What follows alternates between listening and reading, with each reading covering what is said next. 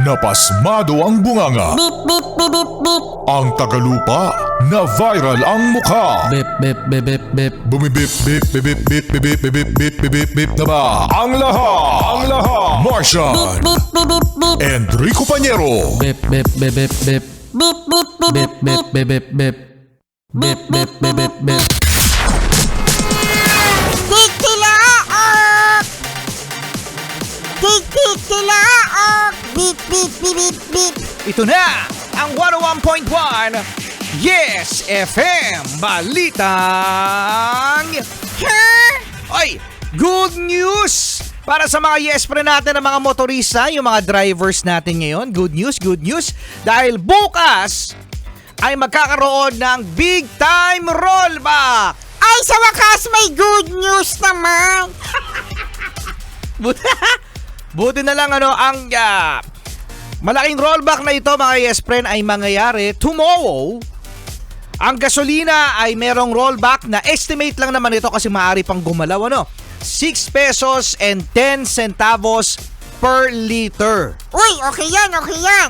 6 pesos and 10 centavos per liter sa gasolina. At sa mga yes pre natin na gumagamit naman ng diesel ay 8 pesos and 70 centavos per liter. 8 pesos and 70 centavos per liter. At sa kerosene ay 10 piso, 10 pesos per liter ang rollback.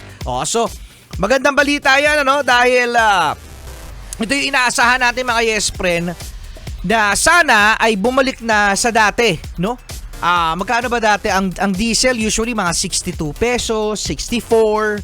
Sana bumalik na sana yung yung ganong presyuhan. Di ka sure.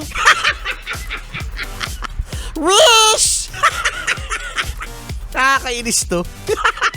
Di ba mga yes friend at syempre sa ganito mga pagkakataon at napapansin nyo rin yan sa mga drivers na nakikinig ngayon ay dumarami na rin ang mga sasakyan. Siyempre! Oo, dumarami na rin. Naalala nyo ba yung diesel mga yes friend ay nag 130 pesos mahigit. Nung na 130 pesos per liter ang diesel, halos maraming mga sasakyan kahit yung gasolina sobrang mahal din, mga nasa 100 mahigit, ay nabawasan ang mga sasakyan. At ngayon na nagmumura ulit ang krudo, Nandyan na sila. Nandyan na sila ulit.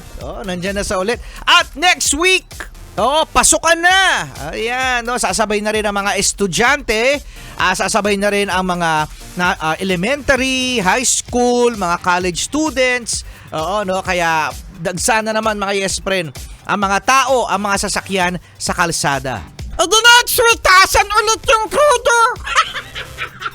Bastos ka. Ano gusto nyo?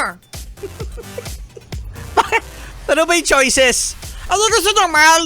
Mahal yung gasolina, walang traffic, o mura ang gasolina pero traffic? Uy, di mga yes friend, kahit ang mahal siya ng kahit ang mahal ng crudo nun, traffic pa rin. Traffic pa rin. Ay, wala ko palang choice. Wala ka palang choice. Good news ito mga yes friend. Kaya hanggat maaari, kung kaya pang ipabukas ang pag-full tank o ang pagpapakarga, kumapit mga yes friend, dahil kung di ako nagkakamali, alas 6 ng umaga, nagbabago ang presyo ng gasolina, ng diesel, ng kerosene sa mga gasoline station. Ayan. At shoutout sa mga gasoline stations na nakatutok ngayon na may magandang serbisyo. Ano yung sinasabi, Martian, ni Kuya Gasoline Boy? Windshield, gulong. Yeah, shoutout po sa inyo. Charlie, good morning.